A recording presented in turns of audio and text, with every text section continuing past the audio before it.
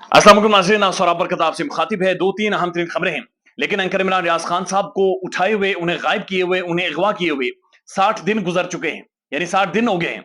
पाकिस्तानियों ने एक आवाज नहीं सुनी कि आप मेरा यूट्यूब चैनल देख रहे हैं, मैं इमरान रियाज खान हूं।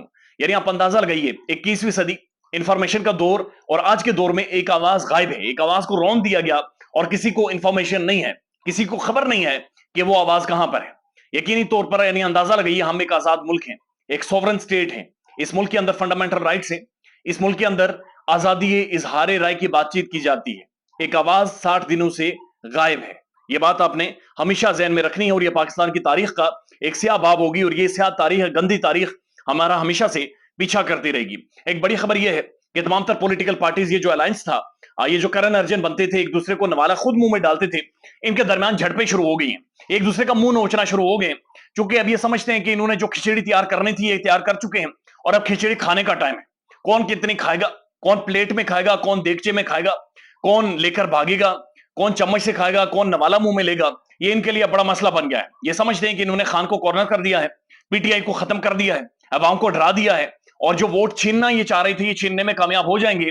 लेकिन ये शायद एक चीज भूल रहे हैं कि क्रिकेट हो या फिर पॉलिटिक्स हो, there is always a come back.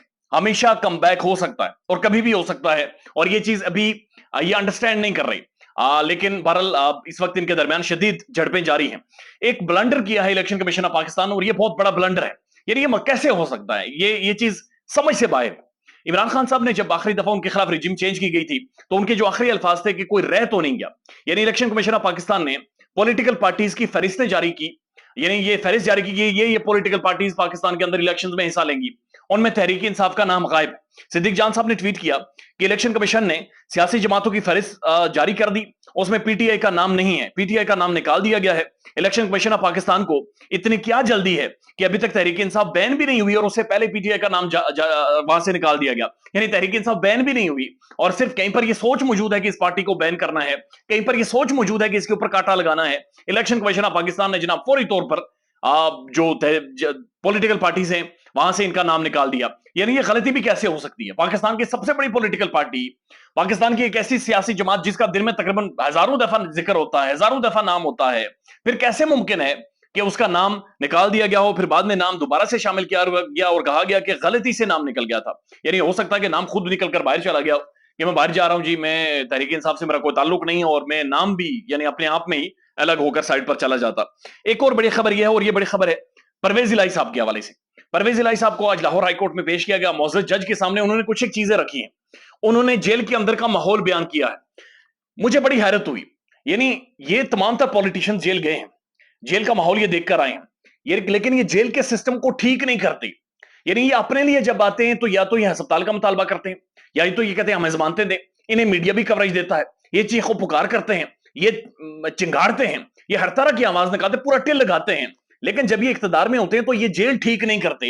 यानी पाकिस्तान के जेलों की ये हालत है, मैं आपको यानी ऑनेस्टली बताऊं, बहुत सारी ऐसी रिपोर्ट छप चुकी हैं कि जेलों के अंदर लोगों के साथ ज्यादतियां होती हैं, यानी बच्चों के साथ ज्यादतियां होती हैं, तबाही वहां पर फेरी जाती है, लोगों की जमानतें नहीं होती, यानी वो अंदर मुख्तलिफ बीमारियां होने, लाइलाज बीमारियां लग जाती हैं। लेकिन यही सियासतदान ठीक नहीं करते, इख्तिदार इनका होता है, इन्हीं में से मिनिस्टर्स होते हैं जो ये ठीक कर सकते हैं, रिफॉर्म्स कर सकते हैं, पुलिस की रिफॉर्म्स, जेल की रिफॉर्म्स, लेकिन ये करते नहीं है। राजा अनवर साहब की किताब है बड़ी जेल से छोटी जेल, आपको टाइम मिले तो लाजमी पढ़ें। वो किताब उन्होंने अडयाला जेल के अंदर से लिखी है, बड़ी जबरदस्त किताब है, लाजमी पढ़ें, और उसको उसके बाद आपको पता चल जाएगा कि जेल के अंदर का माहौल क्या है।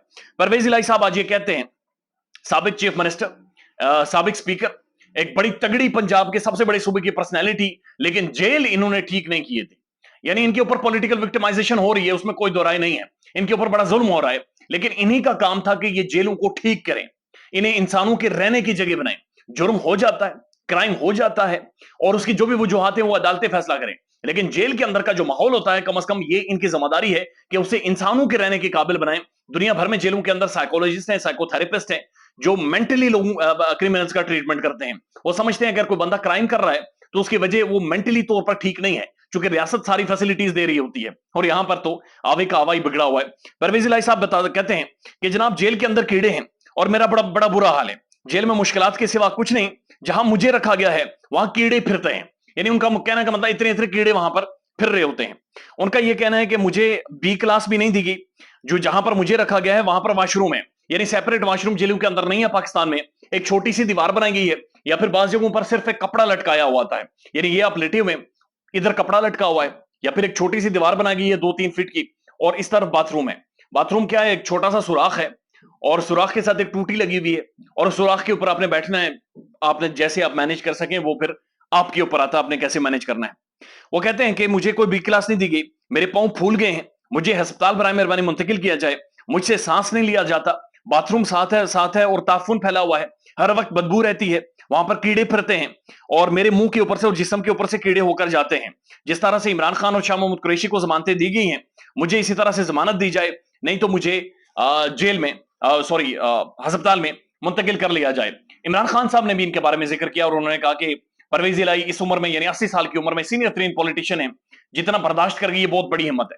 اور ہم دیکھ رہے ہیں کہ پرویز الہی پریس کانفرنس نہیں کر رہی, پرویز الہی کو گری ہوئی بات نہیں کر رہی, پرویز الہی عمران خان سے پیچھے ہٹنے کی بات چیت نہیں کر رہی, یعنی اتنی ساری مصیبتوں کے باوجود وہ خان کے ساتھ کھڑے ہیں. تو یہ بڑی چیز ان کے کریڈٹ میں جاتی ہے کہ اس عمر میں بھی انہیں توڑا نہیں جا پا رہا. لیکن جو جیل کے اندر کی وہ بات چیت کر رہے ہیں کہ کیڑے پھر رہے ہیں, باتھ روم ساتھ ہوتا ہے, برائے مہربانی اس بارے میں سوچیں کہ کل یہی نون لیگ یہی باتیں کرتی تھی, یہی پیپلز پارٹی یہی باتیں کرتی تھی, کل تحریک انصاف اور پرویز الہی صاحب نے انہوں نے پھر اقتدار میں آنا ہے.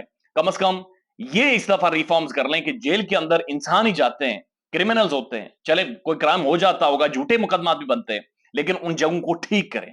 خیال رکھیے گا اپنا, اللہ حافظ.